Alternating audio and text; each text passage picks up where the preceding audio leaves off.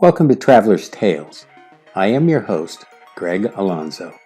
Today I will be your guide through history as we take a look at more Greek heroes of antiquity. However, before we begin, just a reminder that we post new videos every Tuesday and Friday, so don't forget to hit the little bell icon to be notified each time we post new videos. Bellarophon, the slayer of monsters. Just who was this Greek hero of whom we know so little? Before the days of Heracles, Belarophon was the champion of champions. His greatest feat was the slaying of the horrific Chimera. For the Greeks, Belarophon was brave and intelligent. However, arrogance is his fault. Unfortunately, this fault eventually led to his downfall. In mythology, Belarophon is always pictured in one of two ways. The first and most popular is of the hero on one of his many quests riding the noble steed Pegasus. The second image portrays Bellarophon slaying the monster Chimera with his spear, and he is always depicted in this manner.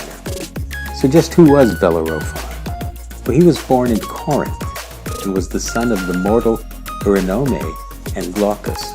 However, his true father was the god Poseidon.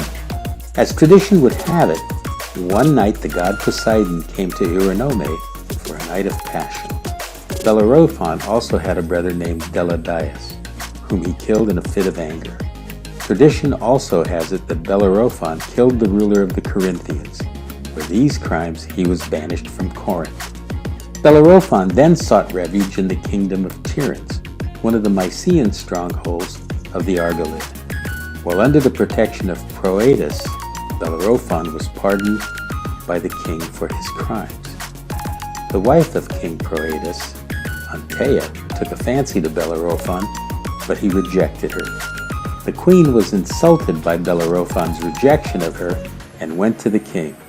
Antea lied to her husband and claimed that Bellarophon had attempted to ravish her. Though angered, Proetus dared not kill a guest for fear of wreaking the vengeance of the gods. The king opted to send Bellarophon to King Iobates, his father-in-law, for judgment. Bellarophon was totally unaware of the contents of the sealed tablet he bore. In actuality, the message read, "Pray, remove the bearer from this world. He attempted to violate my wife, your daughter."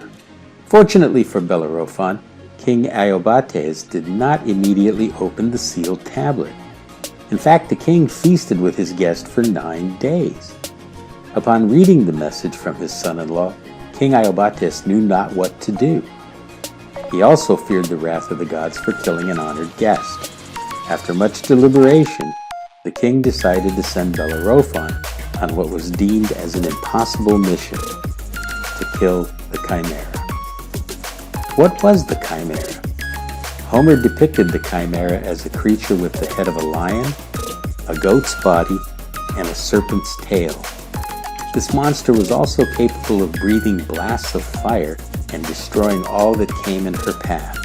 While en route to the land of Caria, home of the Chimera, Bellarophon encountered the famous Corinthian seer Palaidos. In turn, the seer gave Bellarophon invaluable advice concerning his upcoming battle. Palaidos told Bellarophon that he would have need of the fabled Pegasus. To obtain the service of the untamed winged horse, Palaidos told Bellarophon to sleep in the temple of Athena. While Bellarophon slept, he dreamed that Athena set a golden bridle beside him, saying, "Sleepest thou, prince, of the house of Aeolus? Come take this charm for the steed and show it to thy tamer, thy father, as you make sacrifice to him of a white bull." It was there when he awoke, Bellarophon took the golden bridle and ever cautiously approached Pegasus, while the horse drank from a well. Once Bellarophon tamed the mighty steed, he leaped onto Pegasus, and they flew off on their quest to slay the Chimera. Once they had arrived in Lycia, it was evident that the Chimera had been ravaging the countryside. After surveying the havoc wreaked by the monster, it was clear that she was unstoppable. Bellarophon also realized that even while riding Pegasus, he could not harm this beast. At length, he was struck with an idea. He got a large block of lead and mounted it on his spear. Belarophon and Pegasus then flew head-on towards the Chimera. Holding out his spear as far as he could, Belarophon managed to lodge the block of lead deep inside the Chimera's throat. The beast's fire breath melted the lead and blocked its own air passage.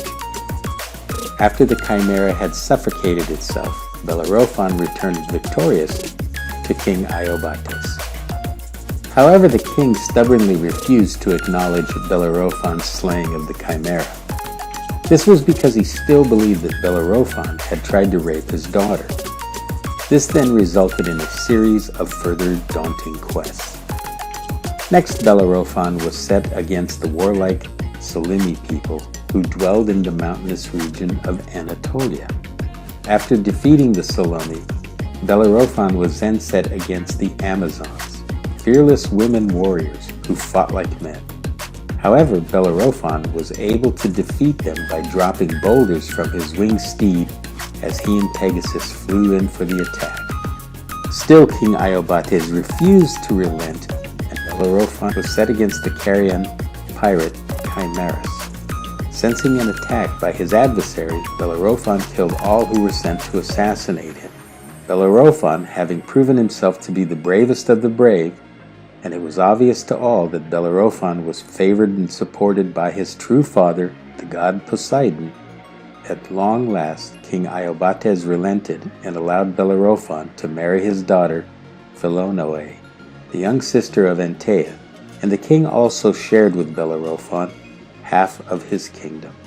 With fine vineyards and grain fields, and a son born to him by the princess, Belarophon then settled comfortably into the life that he had won for himself. However, as Belarophon's fame grew, so did his arrogance. He then came to believe that with his slaying of the Chimera, he deserved to fly to Mount Olympus, the home of the gods. Such an act of hubris angered Zeus, and he sent a gadfly to sting Pegasus as Belarophon flew ever closer to Mount Olympus. As the winged stallion began bucking uncontrollably, Belarophon fell off Pegasus and back to Earth. Nevertheless, Pegasus completed the flight to Mount Olympus, where Zeus honored him as a pack horse for his thunderbolts. But what of the fate of Belarophon? Landing on the plain of Aleion in the land of Cilcia, Belarophon had fallen into a thorn bush, causing him to go blind. Sadly, the hero lived out the remainder of his life in misery, devouring his own soul until he died. This is the end of part 1 of more of the Greek heroes of antiquity. In part 2, we will be taking a look at your questions and comments. As a reminder, we post new videos every Tuesday and Friday. Don't forget to hit the little bell icon to be notified each time we post new videos. For your convenience, we have also listed our email address and Instagram information. Thank you again for joining us on this edition of Traveler's Tales. Kartistos.